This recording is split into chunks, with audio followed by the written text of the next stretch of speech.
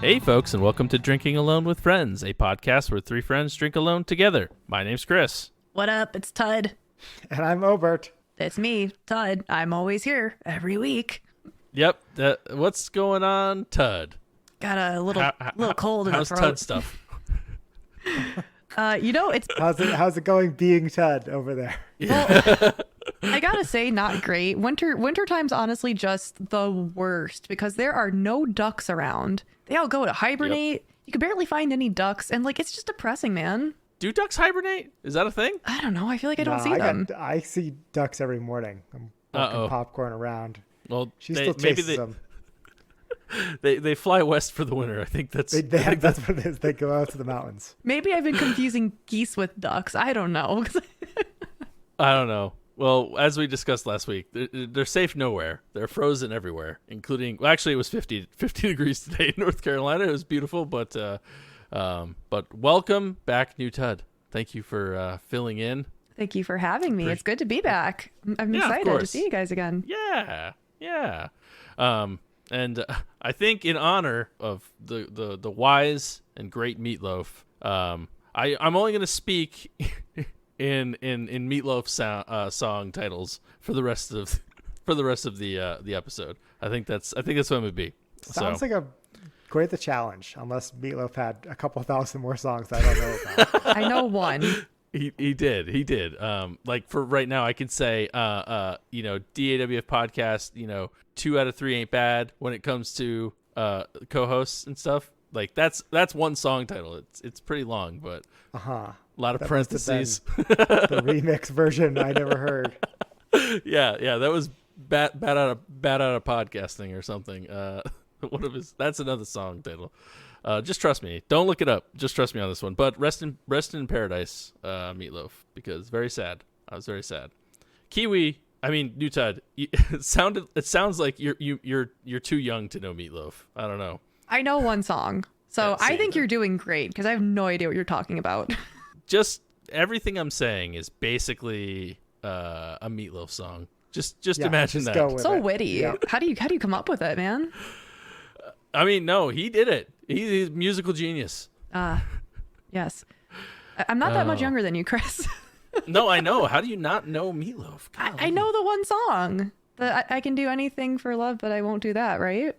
And Paradise by the Dashboard Lights? I don't know what that is. That is another Meatloaf song. I'll have to look it up. That's a real one. That's a real one. That's a real one. Listen, R.I.P. It's like my go-to drunken karaoke song is Paradise by the Dashboard Light. It's like really? That. Because that's probably like one of the 5 worst songs I think you could pick in terms of length. I sing both parts flawlessly. It's amazing. Paradise by the Dashboard Light, 8 minutes of greatness, and then Call Me Maybe right underneath it. Actually, they're probably tied. Friends in Low Places is up there too. Okay. Does Meatloaf sing Friends in Low Places? No, Meatloaf did Call Me Maybe.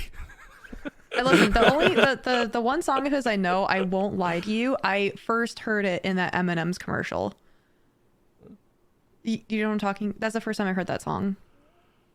Which song was it again? I forget. When I can do anything for love, but I don't remember that. Yeah. They were it was like M&M's eating each other or something. I believe that. I can't that sounds like something I would see in M&M's commercial. Yeah. That song such as that. Family friendly Mars company. I think it was a weird it was a woman and an M&M, and they were romantically interested in each other, but she wouldn't give up eating M&Ms for the M&M person. Gotcha. I'm not making this up, I swear. She would do anything classic for love story except for that. Yeah. I really am not making this up. This really did happen. It's not a lucid dream of mine. I mean, it definitely, yep, that's, exactly what happened. This commercial's real. I'm not making We'll put a link in the show notes if Kiwi can provide us with a link to the to the commercial. God, I really hope this is real and not just a weird dream I had. If not, Kiwi will act it out. And she just inceptioned herself into learning Meatloaf songs somehow. The only Meatloaf song I know is from this thing I made up. this dream I had. You know what they say? Wrote Meatloaf songs. Put Kiwi in a lucid state and give her a typewriter, and you'll write Meatloaf songs all day. generating today's top hits of 1980. Oh man. Well, you should listen to Bat Out of Hell. That's our pre-show handle for you. You should listen to Bat Out of Hell. It's great album. So I will check it out. Lord help us all. Man. How do you listen to your music? Oh, normal M&M's commercials. I swear this is real. I'm just gonna drive me crazy this entire podcast until I can look this up. It's gonna drive me crazy. And then they say they do exist, and then it's this whole M&M's thing. M&M's right in. I know you're listening. M&M's. Please validate the story. The candy people. I'm confused. Eminem the rapper and Eminem's the candy people. Both of them are listening for their top tier podcast to listen to before the Super Bowl. This is it right here. Drinking alone with friends and New Tud. Did you guys hear, speaking of M&Ms, and this is the best segue ever, they took away the green M&M, I guess? Yeah, apparently she's too sexy. The female M&M, people were like having weird Kiwi lucid dreams about it or something. I don't know. I just heard that they took away her high heels and gave her other shoes. Sandals? Oh, is that what it was? Yeah. I must have misinterpreted it, but what's the opposite of sexy heels? There were some pretty risque comments that were left on the internet, because that's what the internet does. I mean, the internet will listen. Rule was it Rule 24, Rule 22, Rule 34? If it exists, we need old Tud on, I think. Yeah, old Tud knows. Okay, I think it's called Rule 34. And sorry, this is a family podcast, but the rule is, if it exists, there is something lewd about it on the internet, and it doesn't matter what it is. There is something there and out there. I thought so. And then Rule 35 is if it exists, there's pictures online of M&Ms eating a bowl full of them. So.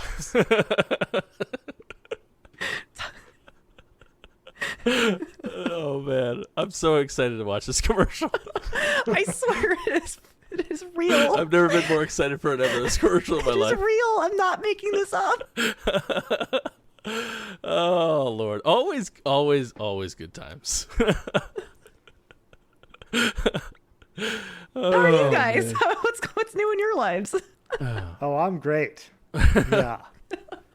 I'm good. I'm watching normal commercials about candy. But other than that, just. I did want to offer my sympathies to your Bills, though. Ooh, yeah. So, yeah. I just have to book me months in advance for this date. How dare you?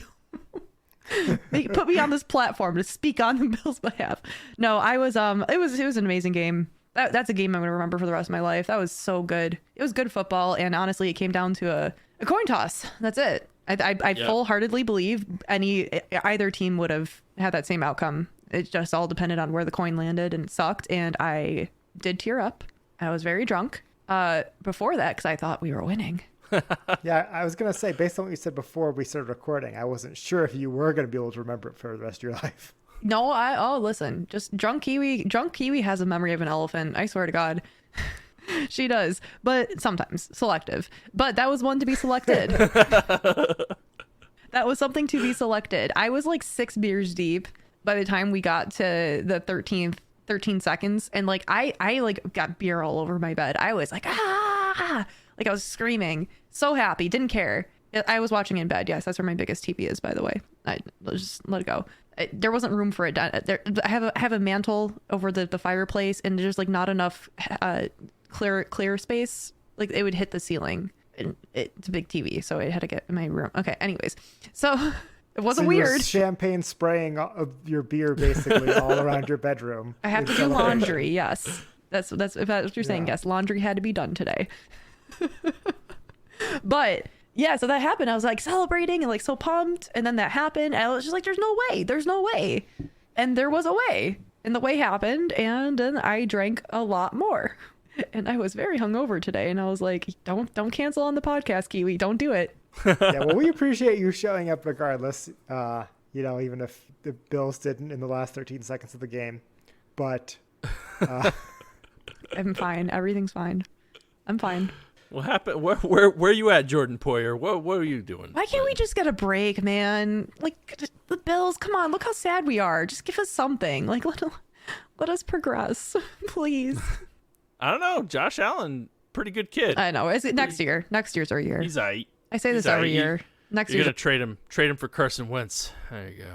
He's all the way next year. All the way. Bills by a billion, baby. Hopefully. Well, let's pour one out for the Bills, and let's pour one in for our podcast as we review some beers tonight. Who's going first? Well, I'll leave it up to you, Kiwi. Do you feel like you still need a few more minutes to recover from your hangover, or are you ready to go? Oh, I'm right good. now? I'm great.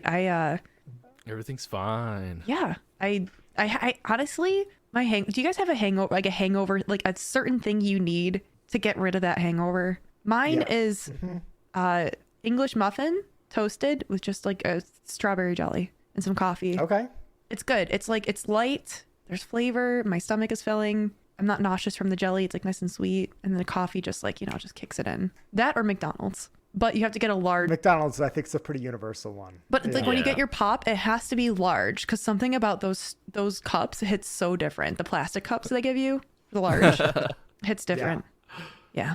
For me, it's ramen noodles and a can of Coke. That's it.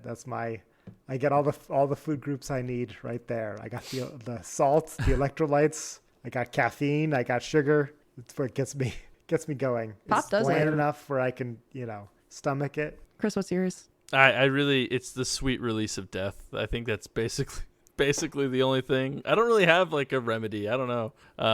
You're saying you're gonna have a hangover till the day you die. just yeah, that's it. No, I mean I'll just drink a lot of water and have some ibuprofen or something. That's about it. That's what I do. And also die. Welcome to 30. Obviously, people that have a long time listening before 30, because this is a beer podcast, and obviously no one is even close to 21 yet. Very close. It's such a difference in those couple of years. I'm sorry, I'm derailing this conversation. I was gonna say, is it such a difference in like between 21 and 30, how you quickly and not so quickly recover from a hangover? Start to decompose. Yeah. It sucks. Yeah. No, it's rough. And then you have kids, and somehow it makes it worse. I don't know how. I don't know why it happens that way, but in retrospect, I'm glad I did my heaviest drinking when I was most capable of staving off the terrible hangovers. So Yeah, true. That's what college is for. yeah. So anyway, Kiwi, what are you drinking tonight? Sorry, I'm derailing tonight. Well, I am doing, just some lighter stuff. I was actually drinking a non-alcoholic on stream today, and now I'm gonna do a very low-calorie beer tonight. Just, it's January. You gotta get that beach body ready. Yeah, especially if you drank like 10 beers last night in misery. So I'm doing this new one from Bell's Brewery. It's called Low Wheat. So it's just supposed to be like a low-calorie wheat ale. It says it takes a little hop to leave the nest, smooth and bright with hoppy sweet fruit notes. The wheat ale is the perfect primer for the season to come. I'm surprised it's not like Loberon or anything.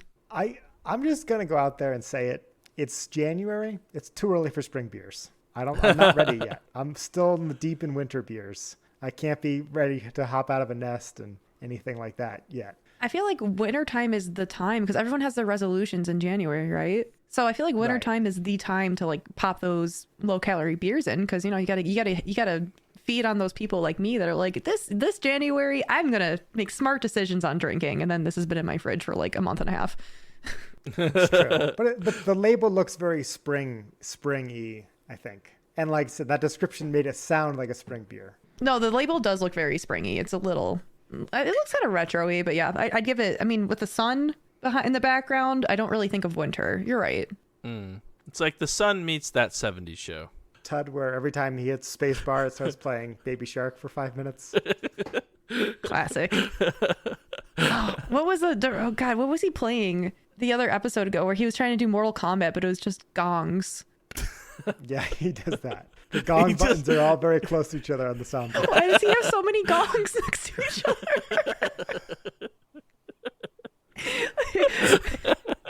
Like as a listener, a longtime listener of the pod, I was like, immediately I'm like, that's not the gong. That's not the Mortal Kombat gong. And then he's like, oh, that's my other gong. And then he just hits another gong and another one. I was like, why does he have so many gongs? Amazing. Oh, and the wonderful thing is none of them are key bound, which is a very easy thing to do. And so he just has to search every single time he scrolls, looking for the right one. I think this is the one, he says. It's not. Oh, Lord. Well, on to Lawson.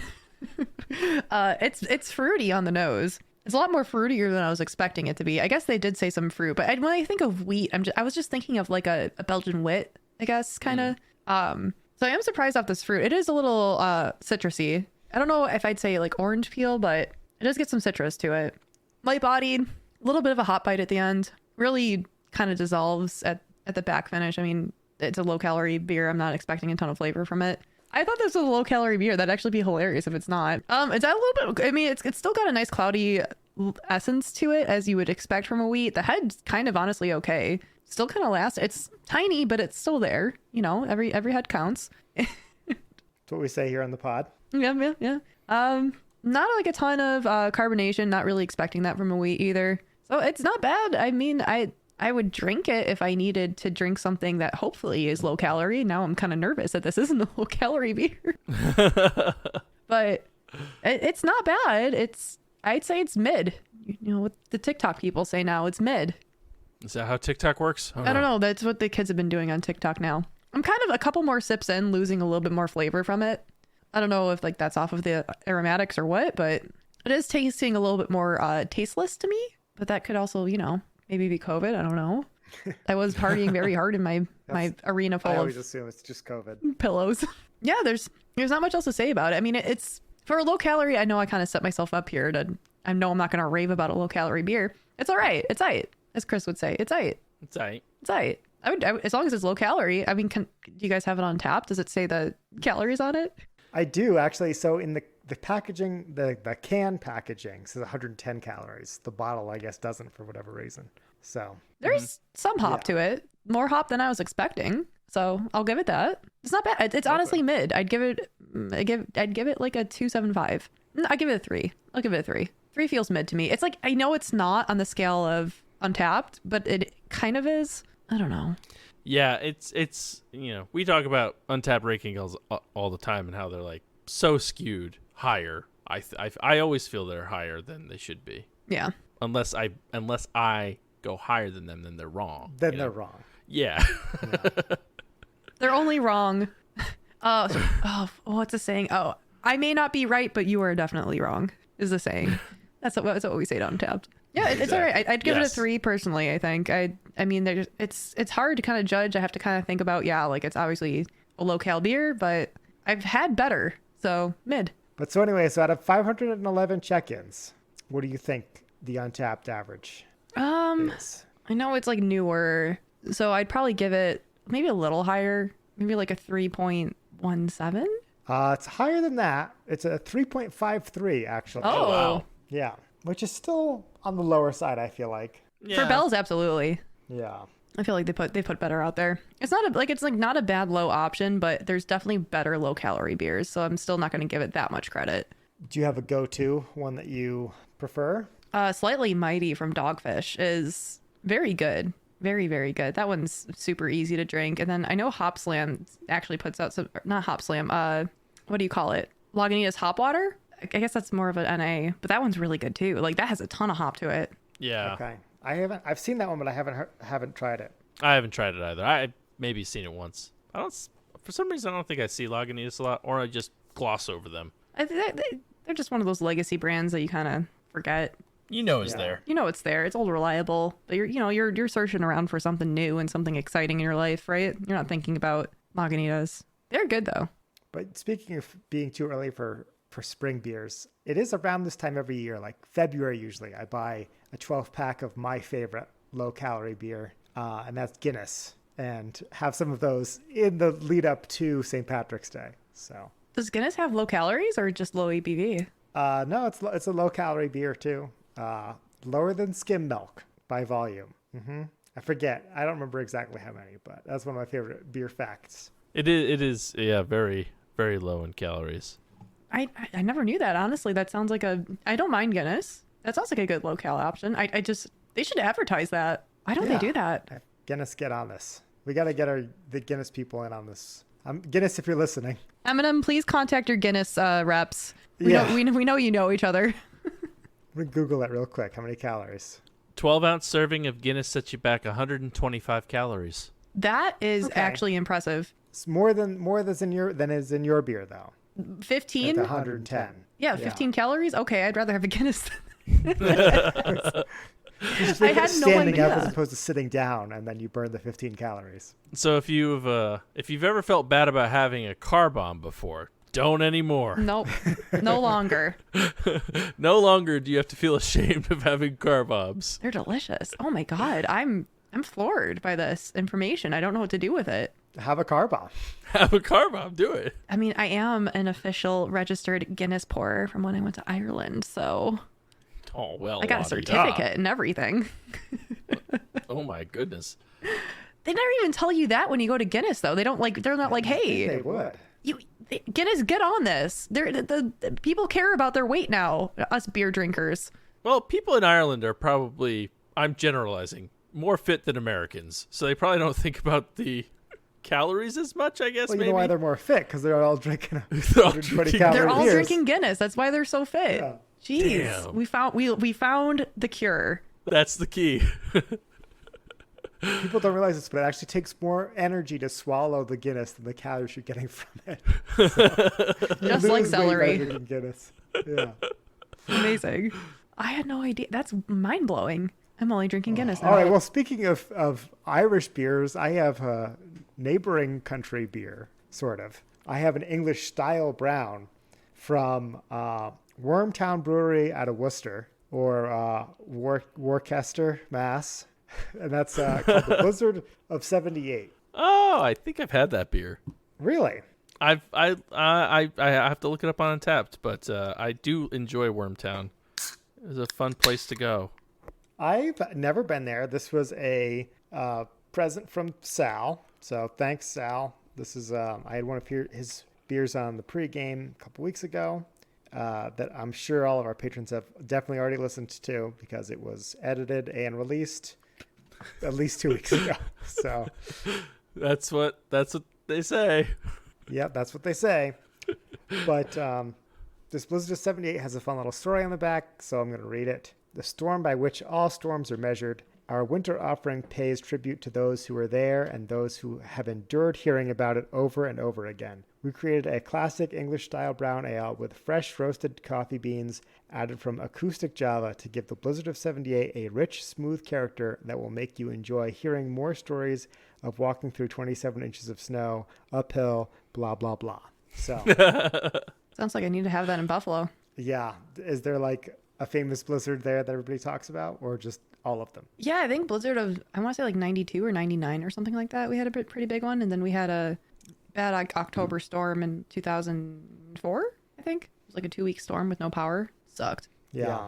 Well, we'll be able to tell all the people in 50 years about COVID, living through that. So you have to wear masks uphill both ways. Masks keep my face warm in the winter, though. I got to give that some credit. I might invest in like actual those like thermal neck things just for generalizing. Like it keeps my face so warm. I don't take it off. I'm like, all right, it's nice. No wind on my face anymore. Nice and cozy in here. It is a cozy. So, Chris, you said you've heard of these. You've been to Wormtown. I've never heard of them. As I mentioned, this is their English-style brown ale. I've never had a brown ale with coffee, though. That's interesting. We'll see how this is. It looks robust. It is, and it definitely has those toffee, dark caramel notes you get with the English brown, in addition to the stronger, darker coffee smell, too. It smells really good. It's almost like a hybrid style, I would say. Let's dig in here. Yeah, Wormtown was pretty cool. It was a nice little spot. I think I went there. I must have went there with Tud. I can't think of anybody else I'd go there with, but it was good. Solid beer all around. I've never heard of them. Do they like do across the nation, or are they more kind of congested in one area? No, I don't think they do much distribution. They might do more now than when I went there, but I think they're primarily around Worcester. Ah, is that Massachusetts? Yeah. Mm-hmm. Yeah. It's like it's probably less than an hour from where Chris and I grew up. So I don't know how I know that information, but I do. Very proud of myself for that. There you go. So yeah, this is very tasty. It is it lives up to the smell. It has notes of both an English brown and a darker porter almost with these coffee notes. It's strange. I've never had a beer quite like this where it was kind of two styles in one. I love getting a good like coffee, like anything that's like aromatically robust from coffee, but not coffee flavor as much. I like the aromatics of a coffee beer, but not the coffee flavor. Yeah, I think you would like this one then, because that is definitely what I'm getting from here. That's awesome though. It's so, I feel like it's sometimes so hard to get that, but when you do, it's chef's kiss. Yeah, and this in the English brown style too means there's not room to hide much because it's a very crisp, clean beer. There's not a lot of other flavors that you're getting out of this other than just, like I said, those caramel notes and also a little bit of this coffee flavor. All in all, I like this one quite a bit for an English brown. It's hard to do a brown and be different than every brown that you can find somewhere. This is one that sets them apart, which I like. As a style, the English brown's not something that people are going to wait in line at your brewery for you to open, for them to come in and grab a case of, right? So I wish people did. I love brown ales. I wish they were made more. I wish there was hype around them. Yeah. It's nice to have the classics, those nice lighter styles. But nowadays it's all hazy IPAs and milkshake, sour, double, triples. I don't know. Yeah. In the industry, I'm kind of hearing it's might actually get away from adjunct finally. So rumor mills I'm hearing, but I'll believe it till I see it. Like, there's no way. Yeah. It's gonna be one of those things that's gonna go in cycles.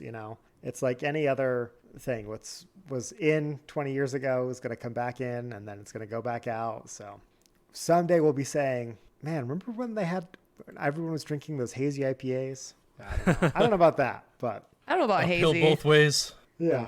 I'd say like the adjunct stuff. I mean, I've never heard of this one brewery before. Troon. It's like a hype brewery in New Jersey right now, and like everyone's losing their mind over it. And like $1,000 for a T-shirt or $1,000 for a glass, people are trying to get money for. Like, it's crazy. It's like one of those up and coming new hype whale type of breweries.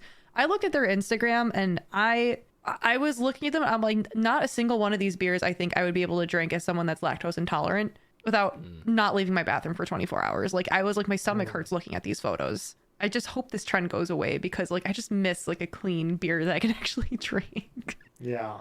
Right. Sucks. You just tell one look at it, you're like, oh God, please no.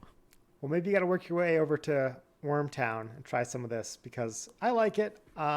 Even though, like I said, it's not a crazy style, I think I'm still going to give this 3.75. I think it's pretty good. Nice. Praise.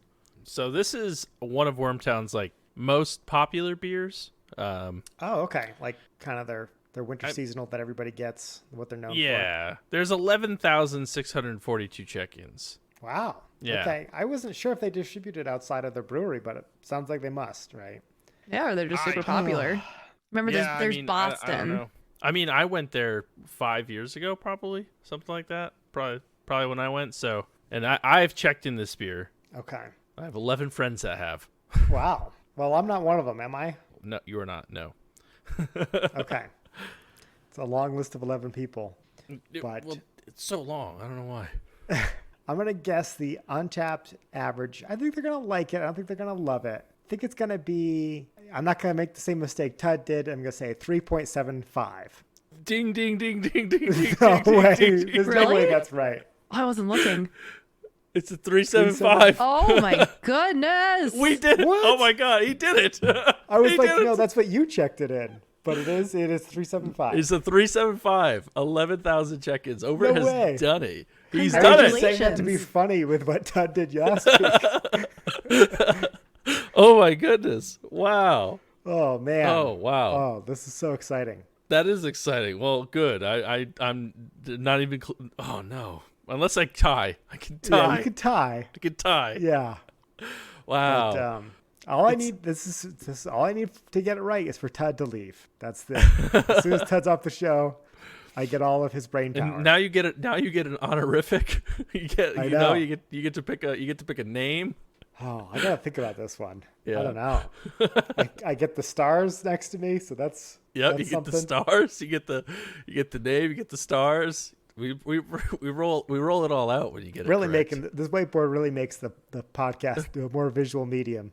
For people who can't see it, but now that I got it right, man. maybe we'll have to post an update on the Instagram. Yeah, there you go. Just post your column. Just like Yeah, there we go. We'll just crop the middle out. I'll just put something in front of it. yeah. Oh man, that's right. wow, that's exciting. I'm gonna drink this beer and celebrate. Sorry, while, sorry, new Todd. What do you? This You're is out. so Yeah, exciting. I've never got to witness this. It's only happened 3 times. I'm so excited for you guys. I was the first. Everybody remembers that. It was a memorable time, and then Todd did it sometime. I don't after. remember the second one, but then I got it right. So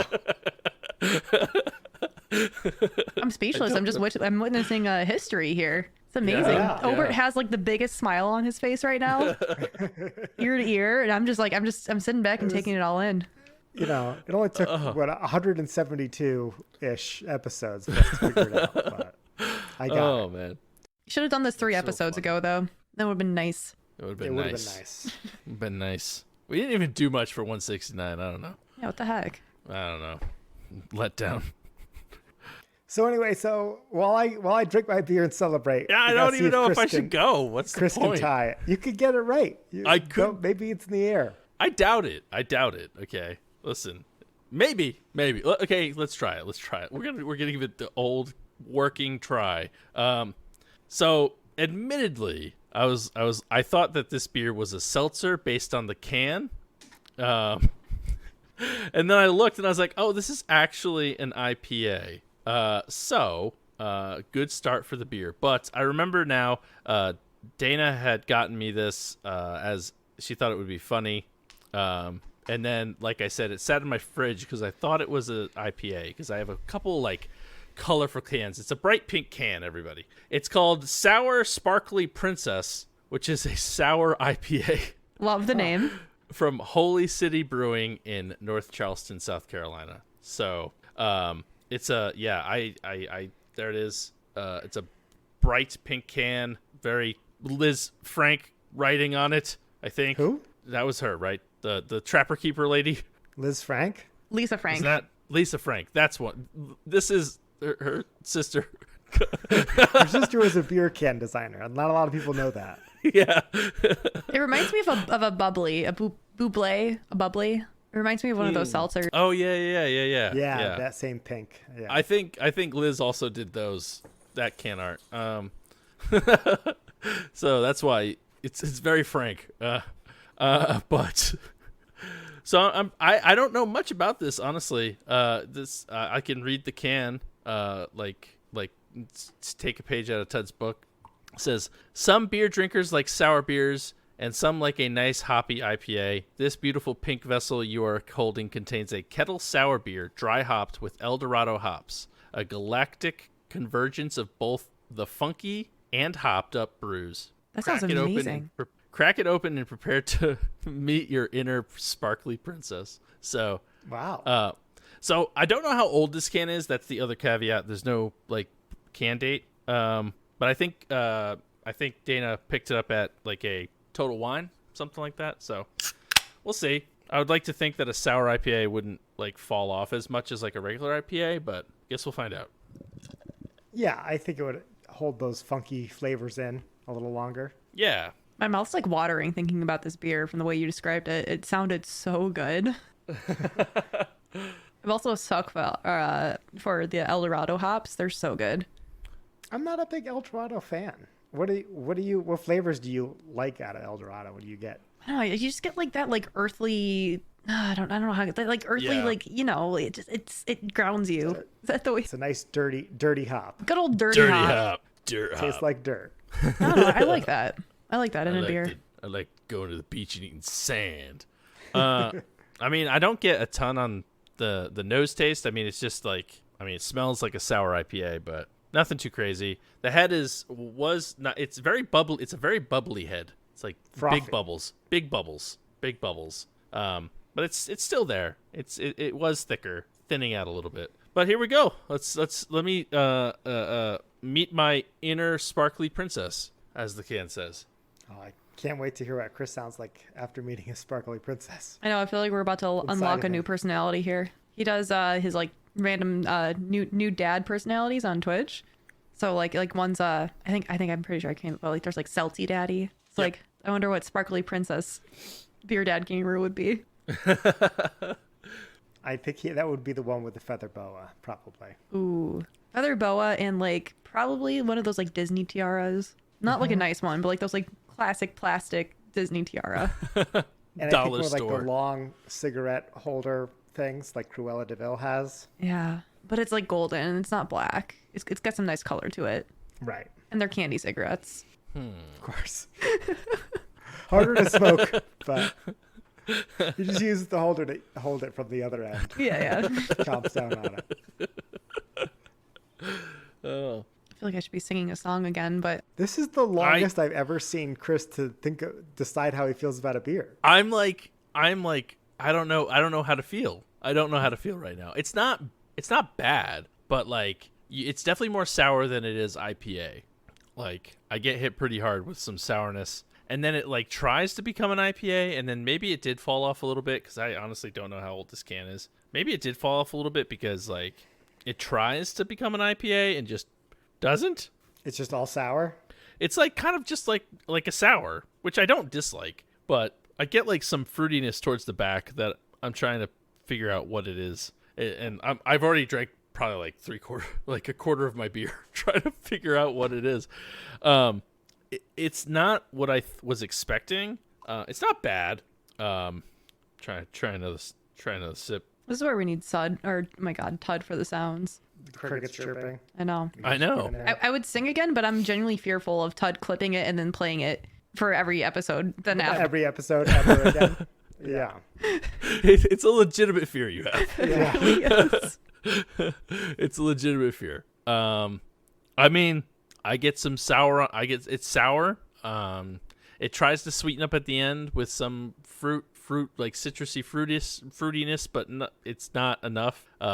I don't have a lot of bitterness on the end, nothing like that. Even with the El Dorado, I don't get a lot of like earthiness. It's really just weird. I think the can's old, so I don't think it's a fair representation to the beer.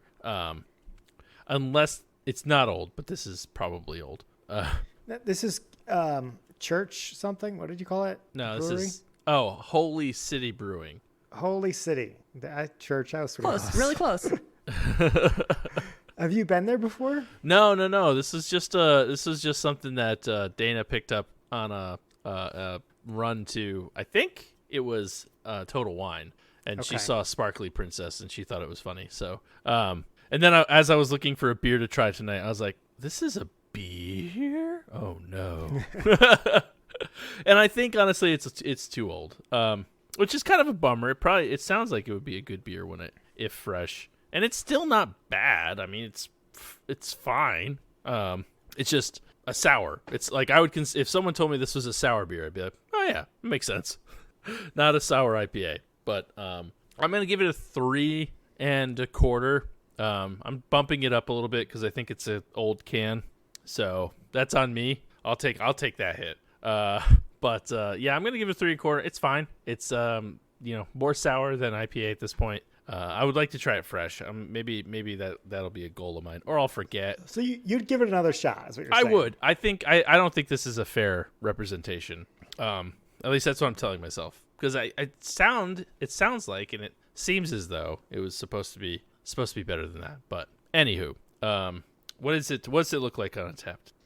3,656 check-ins. Okay. Yep, and I can see the average right here. Just tell me what it is, and you can go home. We can hang it up. You the way you ended that sentence made it seem like there was more, but okay. It did. I didn't know what else to say other than that's fair. Yep. Yeah. That is what it is. He's just talking like he has it in the bag. That's why he's like, I already got a perfect score. It doesn't matter. Just get it out of the way. Yeah. Come on. Yeah. Get it over with. I think it's gonna be higher than me. I don't think it'll be. I think a sour IPA is not for everybody for sure. I'm gonna say it's like a 3.67. Not bad. It's not right. It's not bad.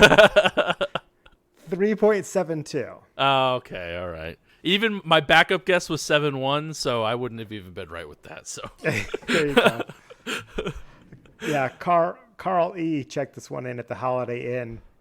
Morgantown / PA Turnpike exit 298. And he says, it's the beer your girl buys, and gave it a 3.0, which is exactly what happened to you. So. Oh, well, maybe it didn't fall off as much as I thought, but generally I like sour IPAs, so who knows? That's a good style. I like the sour IPAs. I just like that hop bite, I think, that I get from the IPA. And one of my favorite sours is one of Grimm's, and it's not like advertised as an IPA or sour IPA, but it's got such a nice hop bite to it. And like it's like a kettle sour, and it's so good. So like I can just see why the sour IPAs, I don't know, something about them is so much better. It's not as caulky on the tongue. Caulky? I never heard of that term before. It's like caulks, you know what I mean? Like it coats, caulks. I say the word wrong. I'm sorry. I got you. I just never described a beer that way. There's definitely going to be a clip made of that. Oh, God. So, Kiwi, last time we had you on, we were talking about what's going on in the beer industry, which for new listeners who might know, Kiwi works in the industry for a brewery. And you were telling us about the can shortage, right? What's any updates now that we're in 2022? What's the latest with the cans? What's the latest with the industry? Anything else you want to gripe about? No, there's a lot, but there's a lot I also can't legally talk about on here. But yeah, I mean, cans are still in shortage, and there is price increases happening across platform for large scale breweries. Now, local breweries are probably going to be okay because this is really mainly for printed cans. It's not like your local 16 ounce sticker slapped onto it. Those are okay. But we're talking like the legacy craft brands, the domestic beer brands, anything that has like a printed can going on. These are the cans that are getting affected by the shortage. And Ball is really like, if you have a contract, you're okay, but you're still not gonna, you're still gonna have a serious price increase.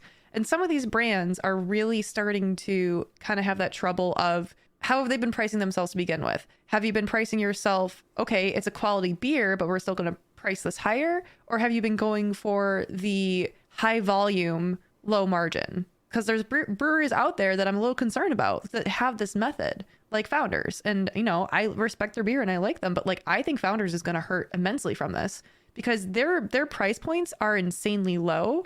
Like, like when you're getting those like 15 packs and things like that for so cheap of all day IPA, there is no way that will sustain with this can increase. There's no way they can possibly pull this off. And if they do, I'm a little concerned because it's not going to happen. Those type of things aren't going to happen for these type of brands.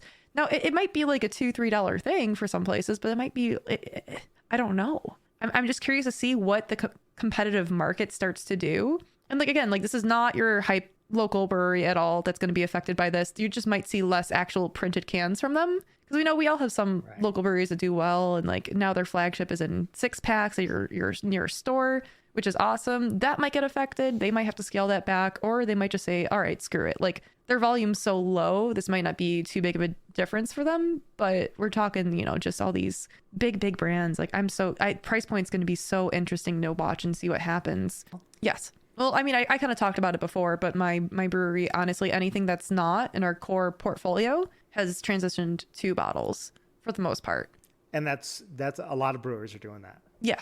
I mean, I can't speak for everyone, but I mean, a lot of places, like, and if you're seeing something like new specialty coming out, then yeah, like you might see that in a bottle versus a can. However, I don't know how every brewery is planning. Mine is planning to be very safe. We don't want our core brands to go out of stock. And even then, we've still had some issues with delays of shipments because, one batch goes wrong and you're screwed. And that's happened to us. And we're a large scale brewery versus like, I don't know how these other breweries are doing it, or they might be like, no, we got to keep these cans going. And they may not be making these sacrifices for special releases, or some breweries might be changing overall just the releases of the type of beers that they make. Like if I was a brewery, I would go for like sours. I would go for stouts, porters. Like releasing an IPA in a bottle, I know Tud loves it, but like I just think it's not a smart plan at all. So like I don't know like if anyone else is going to change this. Why are you anti-IPA bottling?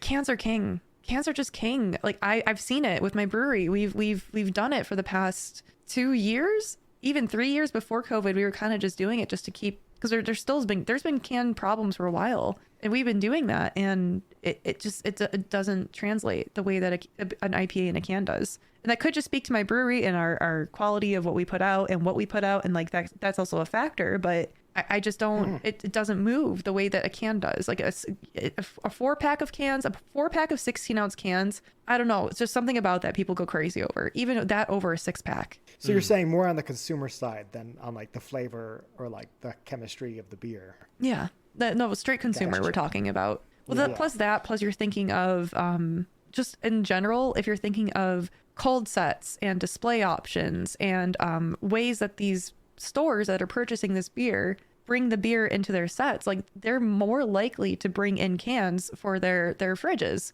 and their cold areas. Like the cans are going to go in there over bottles, right? It's more ideal. It's more ideal. There's less breakage. It's less of a risk factor to them. Right. It's so funny that it wasn't more than 10 years ago that I wouldn't drink a beer from a can. You know, it was like you wouldn't never reach for a can beer. I'd be like, something's wrong with this.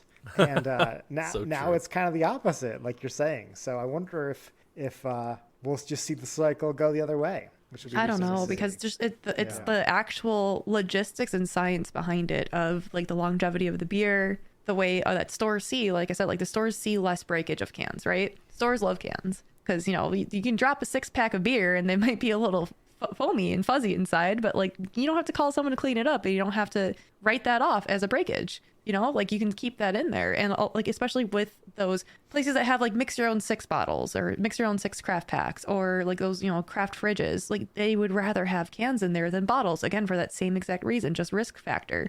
You know, you have to be 21 to pick up a beer, but 21 and plus, you can still be an idiot and drop some beer, or kids are playing with it. Like you don't want to deal with that factor. And on top of that, just stacking in general, like you can stack 6 packs of cans, you can't stack 6 packs of bottles. Just simple stuff like that. It's crazy.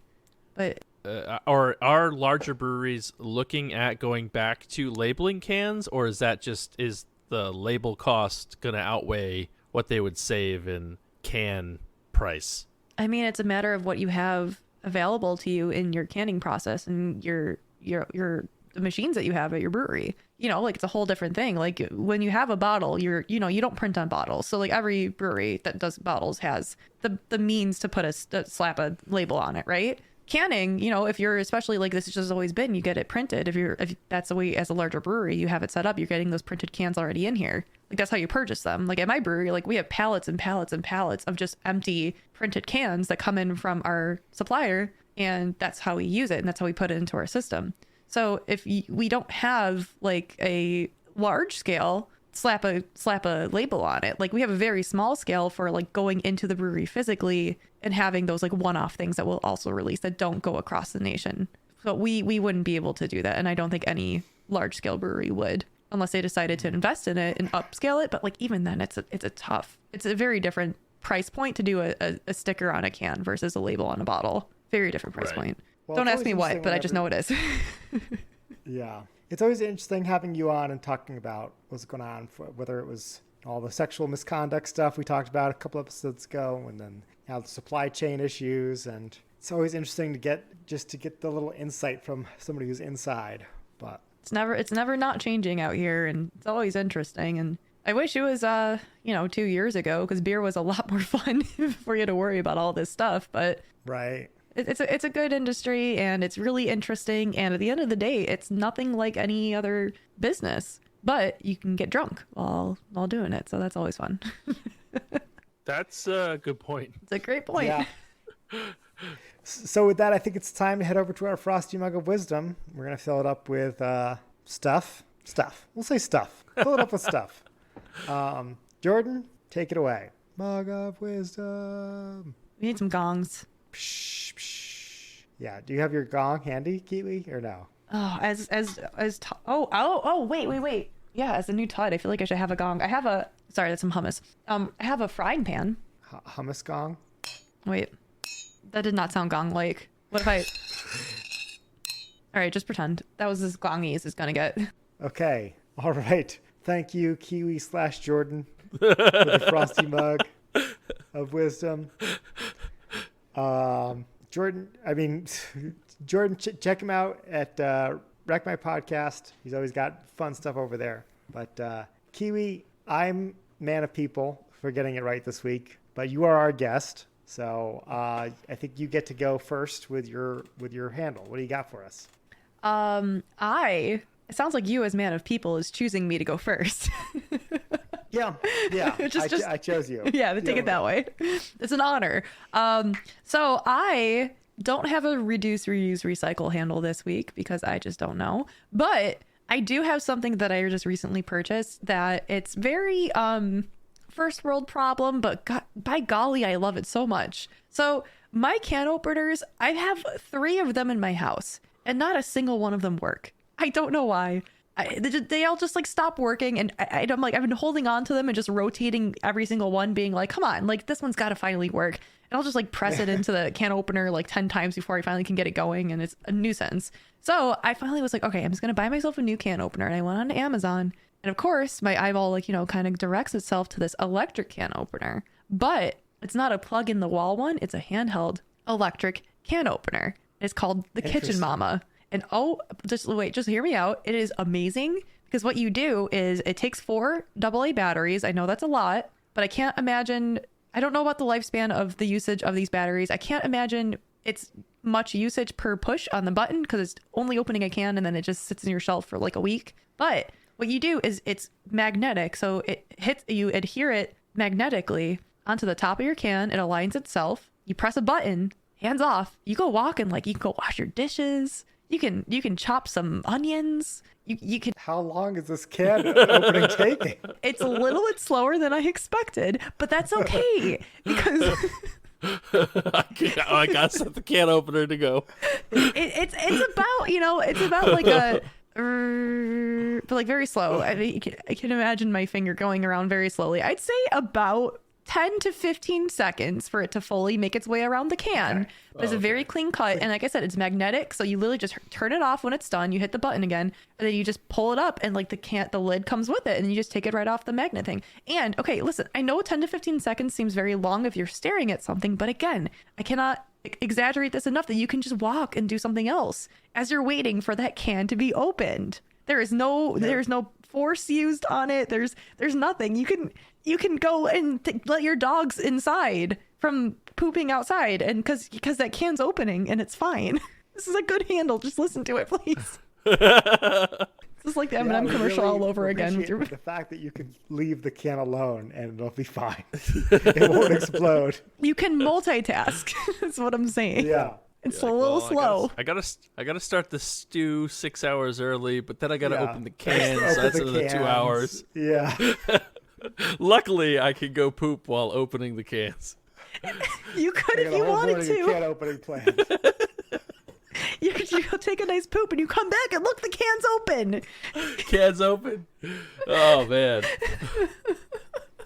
It's really nice though, because I hate opening cans. I really do, because I never do it right. So it's just flawless every time. It's a little bit slow. I was a little bit shocked. Also, be prepared if you do buy this thing, because when you hit the button, it's like parallel to the can, right? It's like laying flat on the can. When you hit the button, it goes like whoop. It goes like at a 45-degree angle. It's a little bit terrifying because you think it's going to take the can with it, but it doesn't. It just needs to get that nice, exact scientifical angle to really get that can open just right for you. Okay, don't freak out. I see why you walk away, because it's like if you just get too nervous watching it. You really do. I gotta leave. I can't be a part of this. You really do. I'm on edge right now. I cannot take this. This can's about to explode. I'm gonna lose my mind if I sit here. 4 out of 5 stars. Just 1 star for the anxiety and the speed of it, but you know, it's great. You don't have to plug it in. There we go. We should have a new post whiteboard segment where we say you have to guess the Amazon average rating on your handle. That actually is a really great idea. Yeah, I bet it's great. I bet the reviews are amazing. Although I don't know, Amazon kind of skews it, because like, does your Amazon Alexa or Echo like ping you and like give you that notification bar, and you're like, oh, what's my notification? It's like, 1 month ago you bought the Toto bidet. What would you rate this product? And you're like, what the fuck, Alexa? Like, I didn't rate it now. I didn't rate it then. I'm not going to rate it now. And then you have to like, you feel awkward because she's like sitting there waiting for your answer. So you have to rate the product. And then you're like, I don't know, like a 5 because it was like a month ago. You forgot about it. Also, the bidet was great, but bidets are great, by the way, game changing. But you got to use it for a month to know the true rating. I think that's what Alexa's saying. Yeah, I guess. But I feel like Alexa bullies you into rating products, and like she catches you always at a bad time, and so you're like, I don't know, like 5 stars because like you feel bad at this point. She's pressure. She's like 3 stars. Is that? Are you sure? Final Are rating? you sure? You Only sure about 3 that? stars. You know what? You know what the world deserves though. An old, a cheesy infomercial made by Kiwi, where the first part is black and white, and she's like got all these can openers and like doesn't know how to use them.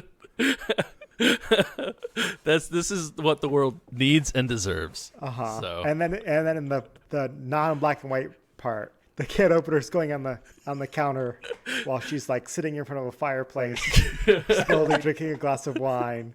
Just like the fire's burned out, we go back and the can is open. Yes. Yeah. The wine's in the bathtub because for some reason everyone's in a bathtub drinking wine on like an island. Who got the bathtub there? We don't know, but they're always in a bathtub on an island just relaxing. Why is the bathtub on the island? You had time to go on that island and in that bath. Yeah. You finally have that time with the electric can opener. By golly. And it was the something mama. What did you call it? Kitchen mama. Kitchen mama. Kitchen mama. Put that in the show notes. Now let me tell you, there also is one more thing to this. So the original colors of the can opener, they're not great. It's kind of cheesy looking, but for $10 more, you can get the marble versions, and it's just so clean. It looks so nice. I did upgrade and splurge on the $10 extra. So you can be between, $30 and $40, but I bought the $40 one because it looks fancy. Okay. So I will say that. Classy kitchen mama. It's a classy tuna can opener, right? We do it right here. And that's my handle. I didn't even think about that. If you had a cat, it would just be going nuts the whole time. It's like, how long is this can opener going to take? But wait, it's because, okay, I'm sorry to derail this, but it's not. It's on topic. I had a cat in my life at one point, a family cat, and my parents had an electric can opener, which is where this stemmed from. Me seeing the portable one and being like, oh my goodness. Because they had this electric can opener, but you had to plug it in the wall. And also, like, they didn't like it staying on the shelf. So I'd have to go to when I wanted to eat some tuna, I'd literally have to go to the cupboard, open it up, take the electric can opener out of the box, put it on the shelf or put it on the kitchen counter, plug it in, and then put it away every time. And it was annoying, which is kind of why I liked this handheld one. Are we seeing where this is coming from now, where it stems from? But so my cat, I always would give him the residual tuna at the bottom of the can. So he was conditioned that anytime he heard any sort of like motor sound, he would lose his mind. Because in his mind, he thought it was tuna. And you got to pay the tuna tax. Or if like you were using it to open like a can of beans, like that cat would not leave you alone. And like you would have to eventually like, open a can of tuna just so he could have something. Because he was like, no, like that's tuna. That's tuna. What do you mean? Like that's not beans, it's tuna. I ate a lot of tuna as a kid. I still do. And that's my handle. Sounds like your cat did too. He did. All right. Chris, what do you got this week? All right. So I have a new show. I think it's only 2 episodes. Maybe the third one might be out by now. But it's on Hulu, and it is in the same vein. Well, okay. So it's How I Met Your Father. I don't know if you guys have watched this yet. Oh, wow. New and not G-rated? Wow. I know. Trust me, next week, back to Pokemon handles. But this time around, it's How I Met Your Father. It is in the same vein as How I Met Your Mother, of course, where it's the story of how Hilary Duff's character, spoilers, Hilary Duff is in it. Hilary Duff is the main character. And the lead, apparently. Yeah. Is the main character, yes. Met her son's father, I suppose, because that's who she is talking to. But anywho, the baby daddy, right? The baby daddy, yeah, that's what they refer to him as. It's a show that I was hesitant about, given how much I love How I Met Your Mother, how like it's a classic, just all around like great show, except for the ending. But it's one of those shows where 2 minutes into the pilot, I was like, I don't know if I'm gonna like this show. But it ended up growing on me the rest of the first episode, and then the second episode, continued to grow. There's some fun tie-ins with How I Met Your Mother and things like that.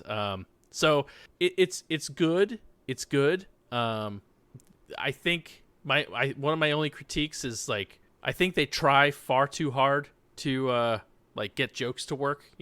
Like new age comedy kind of thing.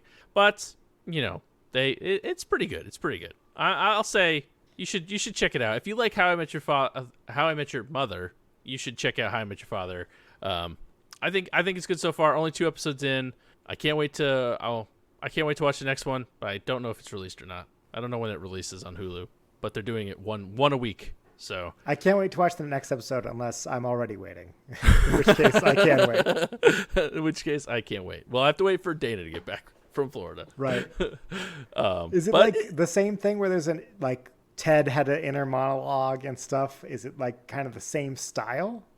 A lot of it is the same style, and there's actually like the engaged couple best friend, and like but there's best friends, and there's I don't know, there's a group of people and all that stuff. So it's a slightly different, but they set in New York. Same New York, yes. It sounds like there's characters in this show, is what Chris is trying to say. There are characters. There are characters, and they know each other. Yeah. And they're friends. But yeah, it's pretty good. It's pretty good so far. Yeah, there you go. Check out How I Met Your Father. It's Hulu. It's on Hulu. I didn't even know this came out. Yeah, see, you come to Beer Dad for all the cutting edge entertainment. That's true. That's why we come to you. That's what they say. Did you watch How I Met Your Mother, Kiwi? I did. I didn't finish it. Yeah. You don't need to. Yeah, I know. Yeah, it's a good show. Good show. I loved it in the beginning. For the entire show, whose premise to be, and the name of the show, like, you actually don't need to meet the mother. It's fine. You could finish before that. Yeah. It was good up until I decided to stop watching it, and I never finished it. I wish I did that for Game of Thrones. Same. Fair. All right, I'm gonna take this Frosty mug. I have a Netflix show for you. This is just came out a couple weeks ago, and I actually got an email about it on this like email group thread I'm on, and they said, "Have you seen this show? It's kind of a cult, paranormal, mysterious show. It's called Archive 81, I think. Let me double check on the title because I just binged it. I want to get this right. Yeah, Archive 81. Yeah, it's called Archive 81, and 8 episodes, I think, on Netflix, 60-minute episodes. And I don't want to say too much about it other than it follows, like I said, kind of a paranormal mystery. And it involves characters both from now and from 25, 28 years ago, kind of interacting with the world and how they interact with, you're kind of going back and forth between the timelines and learning stuff that interacts, that reveals more things than the other half of the story. And it's also set in New York in an old apartment building with some interesting characters. And as you get more and more into the show, you learn there's more to these characters than you thought there was. And it's a good, fun mystery. It has a lot of it is kind of like found footage-y, where one of the characters, actually the character, I can say this without revealing too much. The character in the present is restoring footage from the past. So it's like kind of that Blair Witch vibe to it, where it's like shaky hand camera, but not enough to make you sick or anything. And it's a good show. Like I said, it's 8 episodes. I was hooked every single one. Episode 7 was kind of slow, not gonna lie. It was like, oh, let's flash back to something unrelated with other people. But the other 7 episodes were bangers. I'll say that. So Archive 81, highly recommend it without giving away almost any details. Sounds interesting. I love paranormal stuff like this. Yeah. I bet Dana would like it. She likes that kind of, those kind of things. For me, if there's not like cartoons, then. Right. Yeah.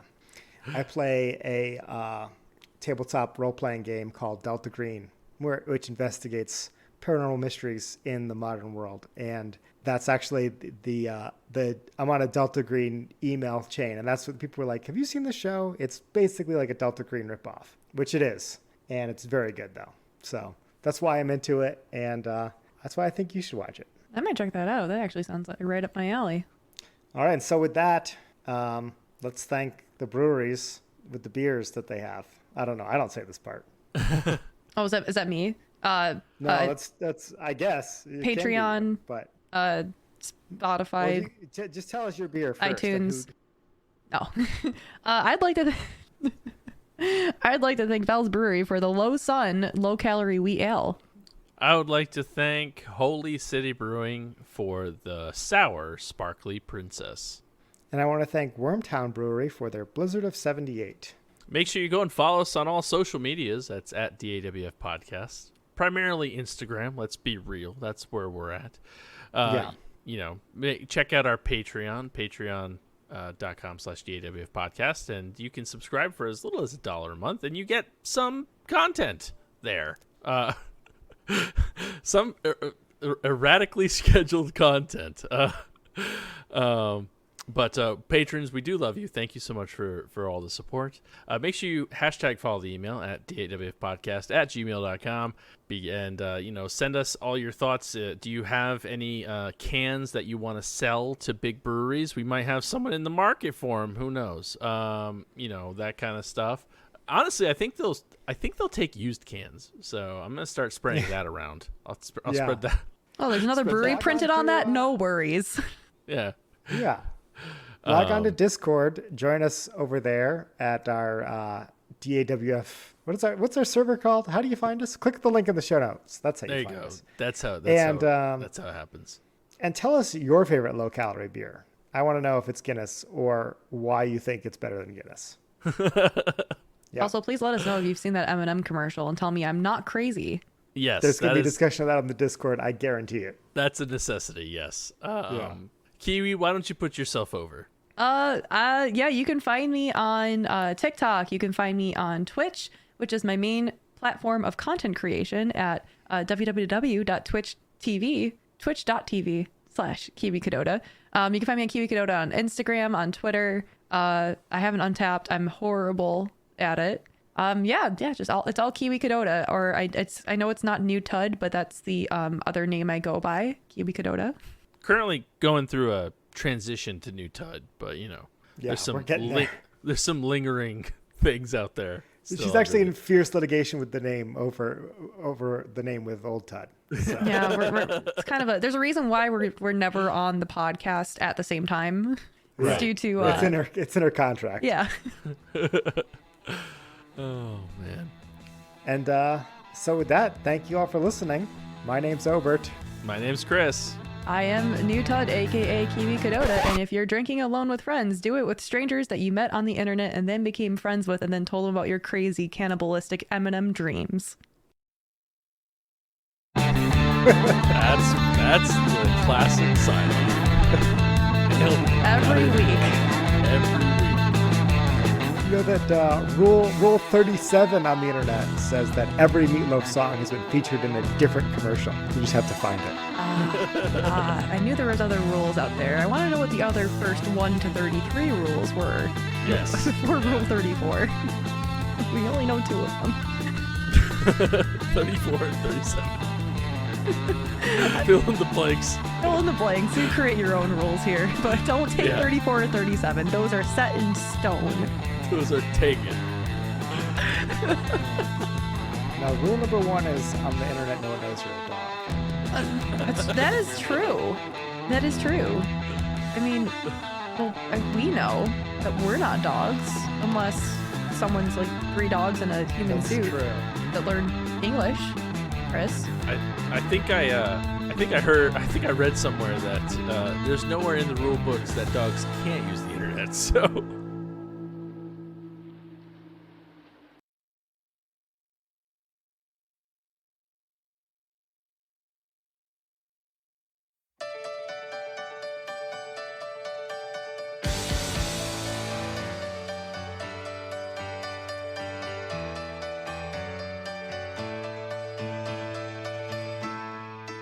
And I would do anything for love. Oh, I would do anything for love. I would do anything for love. But I won't do that. No, I won't do that. Or that. Or this. No. Not this. Definitely not this. No, I just won't do. Happy thoughts. Happy thoughts. It's burning my